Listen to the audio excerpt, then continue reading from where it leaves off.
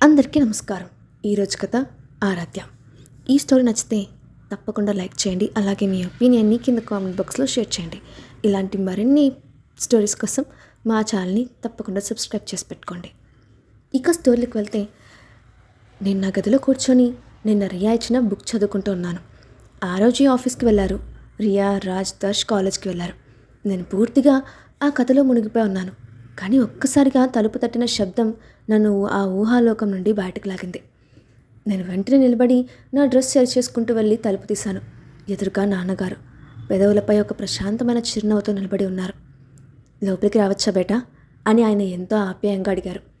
నేను పక్కకు తప్పుకుంటూ, ఇది మీ ఇల్లే కదా నాన్నగారు అన్నాను చాలా మెల్లగా. ఆయన లోపలికి వచ్చి సోఫాలో కూర్చున్నారు. ఇలా వచ్చి కూర్చో అమ్మా, నీతో ఒక ముఖ్యమైన విషయం మాట్లాడాలి అన్నారు ఆయన. నేను ఆయనకు ఎదురుగా కూర్చున్నాను. మనసంతా ఏదో తెలియని కంగారు. అంతలోనే ఉత్సుకత.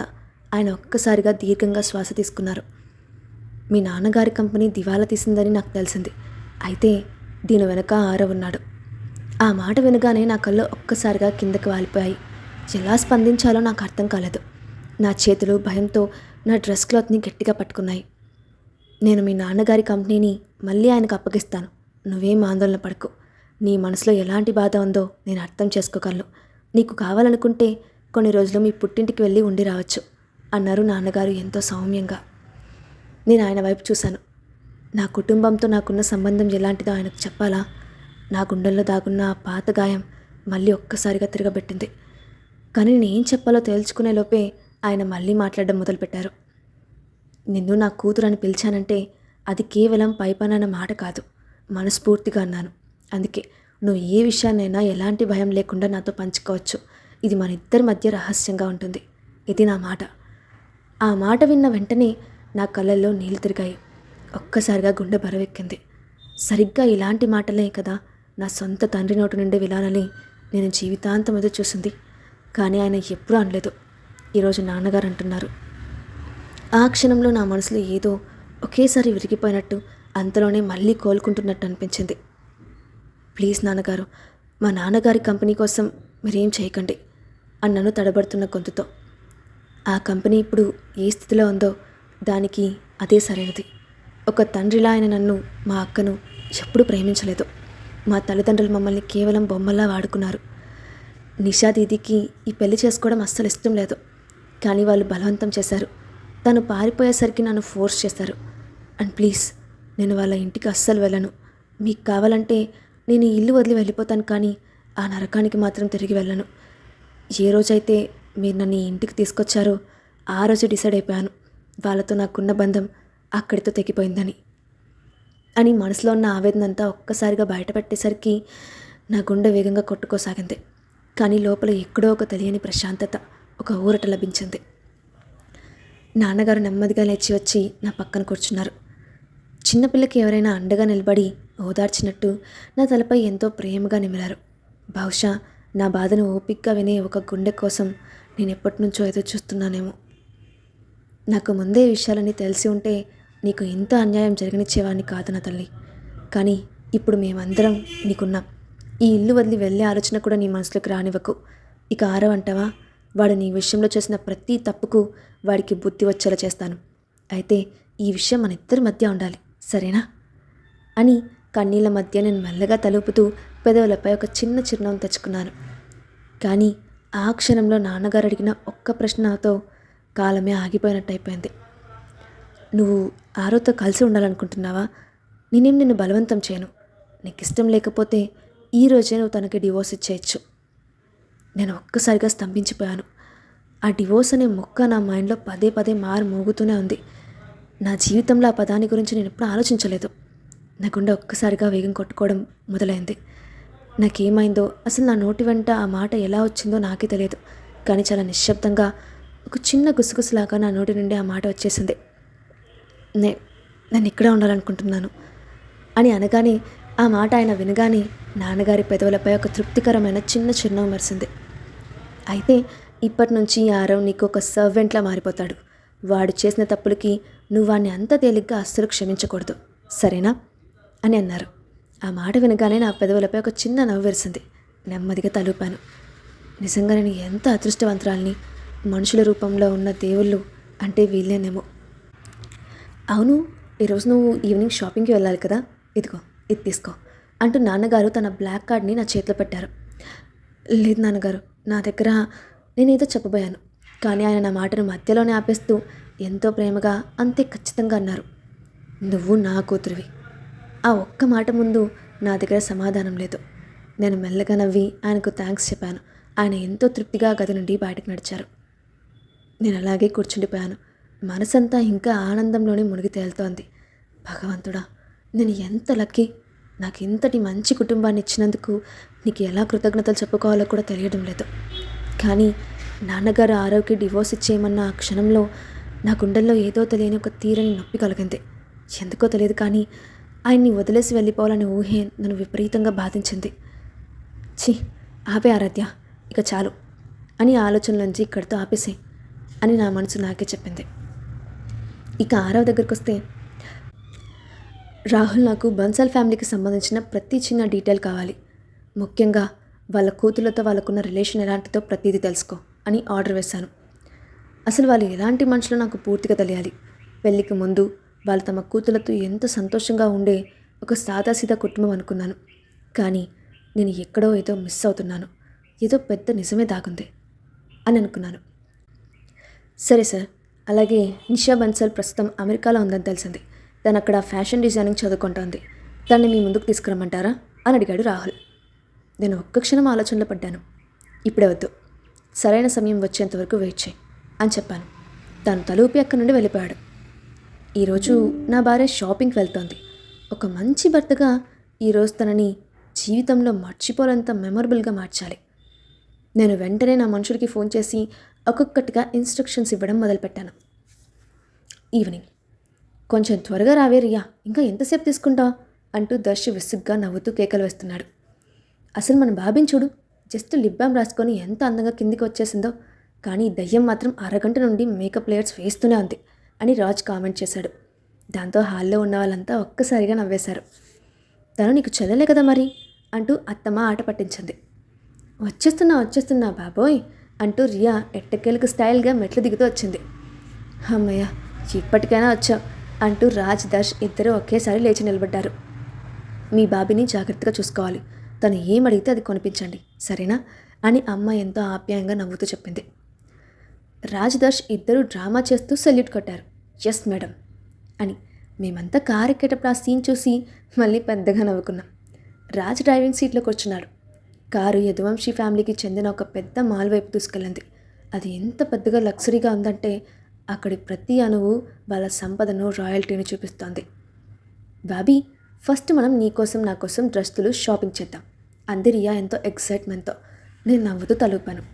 కానీ ఆ మాల్ లోపలికి అడుగు పెట్టగానే నా మనసులో ఏదో తెలియని కీడు శంకించింది. ఏదో జరగబోతోంది అన్నట్టుగా. అస్సలు కుదరదు అని ఆ ఇద్దరు అన్నదమ్ములు ఒకేసారి చాలా ఖచ్చితంగా తేల్చి చెప్పారు. ఎందుకు అని రియా అమాయకంగా మూతి ముడుచుకుంది. లాస్ట్ టైం కూడా నువ్వు ఇదే చేసావు. నీ షాపింగ్ పూర్తయ్యేసరికి మాల్ క్లోజ్ అయ్యే టైం అయిపోయింది అంటూ దర్శి పాత విషయాన్ని గుర్తు చేశాడు. సర్లే రియా, మనం తర్వాత షాపింగ్ చేద్దాంలే అన్నాను నేను తన్ని కూల్ చేయడానికి చిన్నగా నవ్వుతూ. సరే బాబీ, నువ్వు చెప్తున్నావు కాబట్టి వదిలేస్తున్నా అంటూ రియా మళ్ళీ నవ్వేసింది. జట్టకేలకు మేము మాల్కి రీచ్ అయ్యాం. లోపలికి మేమందరం వెళ్ళి రాజ్ దర్శ్ ఇద్దరు తమ ఫేస్ కనిపించకుండా క్యాప్స్, మాస్కులు వేసుకున్నారు. ఎందుకంటే వాళ్ళని ఎవరైనా గుర్తుపట్టారా ఇక అక్కడ ప్రశాంతత అనేదే ఉండదు. మేమందరం ఫస్ట్ మెన్స్ సెక్షన్స్కి వెళ్ళాం. రాజ్ దర్శ్ ఇద్దరు బట్టలు సెలెక్ట్ చేసుకోవడంలో బిజీ అయిపోయారు. నేను రియాల నడుస్తూ ముచ్చట చెప్పుకుంటూ ఉన్నాం. కానీ అదే సమయంలో నా కళ్ళు అక్కడ ఉన్న ఒక వైట్ కలర్ స్వెటర్ మీద పడ్డాయి. చాలా సింపుల్గా, క్లాసీగా, ఎంతో ఎలిగెంట్గా ఉంది. ఎందుకో తెలీదు, ఒక్క క్షణం ఆరోజీని ఆ స్వెటర్ వేసుకుంటే ఎలా ఉంటారో అని నా మనసు ఊహించుకుంది. ఆయనకు అది పర్ఫెక్ట్గా సూట్ అవుతుంది. నా గుండెల్లో ఏదో తెలియని అలచడి, ఊహించని తన్మయత్వం. నేను వెంటనే ఆలోచన నుంచి బయటపడడానికి తల వెల్లించాను. కొంత సమయం తర్వాత మేమంతా ఉమెన్స్ సెక్షన్కి వెళ్ళాం. రియా బట్టలు సెలెక్ట్ చేసుకోవడం స్టార్ట్ చేసింది. అన్నీ ఉచితంగా వస్తున్నట్టు ఒక్కొక్కటిగా తీసేస్తోంది. తన ఎక్సైట్మెంట్ చూసి నాకు నవ్వాగలేదు. బాబీ, నువ్వు కూడా నీకోసం ఏదైనా సెలెక్ట్ చేసుకో ప్లీజ్ అన్నాడు దర్శన్తో ఆప్యాయంగా. నేను నెమ్మదిగా అక్కడున్న బట్టల వైపు నడవడం మొదలుపెట్టాను. నిజానికి నాకు షాపింగ్ చేయడం అంతగా ఇష్టం ఉండదు. రాజ్ దర్శ్ ఇద్దరూ బయట కూర్చున్నారు. నేను రియా లోపలికి వెళ్ళాం. అక్కడ హ్యాంగ్ చేసి ఉన్న ఒక బ్యూటిఫుల్ డ్రెస్ నాకు బాగా నచ్చింది. దాన్ని తాకుదామని నేను నా చేయి చాచాను. కానీ ఆ క్షణంలోనే ఎవరో నా మణికట్టును గట్టిగా పట్టుకున్నారు. నేను షాక్ అవుతూ పక్కకు చూశాను. అక్కడ ఒక సేల్స్ ఉమెన్ నిలబడి ఉంది. మేడం, అది చాలా కాస్ట్లీ డ్రెస్, అంత పెట్టి మీరు కొనలేరు, కాబట్టి దాన్ని ముట్టుకోకండి అంది చాలా పొగరుగా హేళన చేస్తున్నట్టు. నేను ఒక్కసారిగా స్తంభించిపోయాను. ఆమె వైపు చూస్తూ, మీరు చాలా రూడ్గా మాట్లాడుతున్నారు అన్నాను. నేను రూడ్గా మాట్లాడడం లేదు. మీలాంటి వాళ్ళు చాలామంది ఇలాగే వస్తూ ఉంటారు, వెళ్తూ ఉంటారు, ట్రై చేస్తారు, కొన్నిసార్లు దొంగతనాలు కూడా చేస్తారు. అందుకే మేము కాస్త జాగ్రత్తగా ఉండాలి అంటూ ఆమె తన వాయిస్ని పెంచింది. అంతే, చుట్టుపక్కల ఉన్న వాళ్ళంతా ఒక్కసారిగా మా వైపే చూడడం మొదలుపెట్టారు. అవమానంతో నా చేతులు లైట్గా వణుకసాగాయి. మనుషుల రూపాన్ని చూసి అంచనా వేయకండి అని చెప్పి నేను అక్కడి నుండి వెళ్ళిపోవడానికి ప్రయత్నించాను. కానీ ఆమె నన్ను వదలలేదు. నా చేతిలో ఉన్న బ్యాగ్ని గట్టిగా లాక్కుంది. ఆగు, ఫస్ట్ నీ బ్యాగ్ చెక్ చేయాలి. మీరు ఇలా ఎలా చేస్తారు? నా బ్యాగ్ నాకు ఇచ్చేయండి. నేను ప్రతిఘటించడానికి ప్రయత్నించాను. కానీ ఆమె నా బ్యాగ్లో నుంచి ఒక స్కార్ఫ్ని బయటకు తీసింది. ఏంటిది? ఇప్పుడేం సమాధానం చెప్తావు అంటూ కళ్ళు చిన్నవి చేసి నన్ను దొంగలా నిలదీసింది. ఆ క్షణంలో నా శ్వాస ఆగిపోయినట్టు అయిపోయింది. దేవుడా, నేను దొంగతనం చేయలేదు. అసలు ఈ స్కార్ఫ్ నా బ్యాగ్లోకి ఎలా వచ్చిందో కూడా నాకు తెలియదు. మీరు కావాలంటే సీసీటీవీ చెక్ చేసుకోండి. ఐ స్వేర్ నేను దాన్ని తీసుకోలేదు అని నేను ఎంతో దీనంగా బ్రతిమలాడాను. నేను ఆల్రెడీ చెక్ చేశాను. నువ్వు దాన్ని దొంగలిస్తుండగా నా కళ్ళతో చూశాను అని ఆమె ఖచ్చితంగా అబద్ధం చెప్పేసరికి నా మైండ్ బ్లాక్ అయిపోయింది. నా నోట మాట రాలేదు. సెక్యూరిటీ అంటూ ఆమె గట్టిగా కేక పెట్టింది. సరిగ్గా అదే సమయానికి రియా ట్రయల్ రూమ్ నుండి బయటకు వచ్చింది. జరిగిన గొడవ చూసి అసలు ఏం జరుగుతోంది ఇక్కడ అని అడిగింది. నేను జరిగిందంతా కన్నీళ్లతో తనకు చెప్పాను. అంతే, ఆ మాట విన్న వెంటనే రియా ముఖం కోపంతో ఎర్రగా మారిపోయింది. ఎంత ధైర్యం ఉంటే నా బాబీ పైనే దొంగతనం నింద వేస్తావు అంటూ సింహంలా గర్జించింది రియా. నేను నా కళ్ళతో చూశాను, తనే దాన్ని దొంగలించింది అని ఆ సేల్స్ ఉమెన్ ఇంకా మొండిగా వాదిస్తూనే ఉంది. దీని ఖరీదెంత? ఎంతైతే అంత చెప్పు, అంతేకాని నోరు పారేసుకోకు అంటూ రియా ఎంతో కోపంగా కోల్డ్గా అని తన కార్డ్ బయటకు తీసింది. నా బాబీని అవమానించినందుకు ఇంకొన్ని గంటల్లో నీ ఉద్యోగం ఊడిపోతుంది, గుర్తుపెట్టుకో అని ఆ సేల్స్ ఉమెన్ని హెచ్చరించి తను అక్కడి నుండి గట్టిగా పట్టుకొని బయటకు లాక్కొచ్చేసింది. బయట కూర్చున్న రాజ్ రియా ముఖంలో ఉన్న ఆ తీవ్రమైన కోపాన్ని చూసి అసలు ఏం జరిగింది అని అడిగాడు. రియా జరిగిందంతా రాజ్కి చెప్పింది. ఆ మాట వినగానే రాజ్కి రక్తం మరిగిపోయింది. తన గుప్పిళ్ళు గట్టిగా బిగించి దాని సంగతి ఏంటో నేను ఇప్పుడే తెలుస్తాను అంటూ ముందుకు వెళ్ళబోయాడు. వద్దు రాజ్, ప్లీజ్ వదిలేసేయ్, అది ఏదో పొరపాటున జరిగి ఉంటుంది, ఈ గొడవను ఇక్కడితో ఆపేద్దాం అంటూ నేను చాలా తక్కువ గొంతుతో బ్రతిమలాడాను. నా కళ్ళు అప్పటికే కన్నీళ్లతో తడిసిపోయాయి. నేను ఏం తప్పు చేయకపోయినా అందరి ముందు అలా దొంగలా నిలబడాల్సి వచ్చినందుకు నా మనసు అవమానంతో కుచించుకుపోయింది.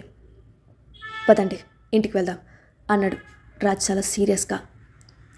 ఇంట్లో మేము లోపలికి వచ్చేసరికి హాల్లో అందరూ కలిసి కూర్చున్నారు. నేను లోపలికి అడుగు పెట్టగానే నా కళ్ళు నేరుగా ఆరోజీని వెతికాయి. ఆయన నన్ను చూసి చాలా క్యాజువల్గా వంగంగా నవ్వారు. ఆ క్షణంలోనే నాకు ప్రతిదీ అర్థమైపోయింది. ఇదంతా చేసింది ఆయనే. అవును, ఖచ్చితంగా ఆరోజీని ఇదంతా చేయించారు. ఏమైంది? షాపింగ్ బ్యాగులు ఎక్కడా? ఏవి తీసుకురాలేదు అని బాబాయ్ అడిగారు. రియా ఇంకా అదే కోపంతో ఆయన పక్కన కూర్చొని మాలో జరిగిందంతా ఇంట్లో వాళ్ళందరికీ పూసగుచ్చినట్టు చెప్పింది. ఆ మాట వినగానే అత్తయ్య వెంటనే దెప్పి పొడుస్తూ, గతంలో నా నక్లెస్ దొంగిలించినట్టే అక్కడ కూడా మళ్ళీ ఏదో చేతివాటం చూపించి ఉంటుంది అంది. నేను తలదించుకున్నాను. ఈ నరకంలో దేనికి రియాక్ట్ అవ్వకూడదని నా మనసుని గట్టి చేసుకున్నాను. గీతాంజలి, నోరు అదుపులో పెట్టుకో, తను నా కూతురు నాన్నగారు చాలా గంభీరంగా ఖచ్చితంగా అనేసరికి ఆ హాల్లో ఒక్కసారిగా పిన్ డ్రాప్ సైలెన్స్ వచ్చేసింది. కానీ ఆలోచించాల్సిన విషయం ఏంటంటే ఒకే రకమైన దొంగతనం నింద తనపై పదే పదే ఎందుకు వస్తోంది అంటూ ఆరోజీ చాలా కూల్గా కామెంట్ చేశారు. బహుశా ఇక్కడ ఎవరో చిన్నపిల్లల ఆటలు ఆడుతూ ఆనందిస్తున్నారేమో అంది అమ్మ నేరుగా ఆరోజీ కళ్ళలోకి చూస్తూ. ఆ మాటకి ఆయన ముఖంలో ఒక్కసారిగా కంగారు అయోమయం కనిపించాయి. నాన్నగారు వెంటనే తన ఫోన్ బయటకు తీస్తూ, ఆ మాల్లో ఉన్న లేడీ పేరేంటి అని అడిగాడు. మనీషా కౌర్ అని రియా చెప్పింది. నాన్నగారు వెంటనే అవతల వ్యక్తికి ఫోన్ చేసి, మనీషా కౌర్ని ఇప్పుడే ఈ క్షణమే ఉద్యోగంలోంచి తీసేయండి అని ఆర్డర్ వేసి ఫోన్ కట్ చేశారు.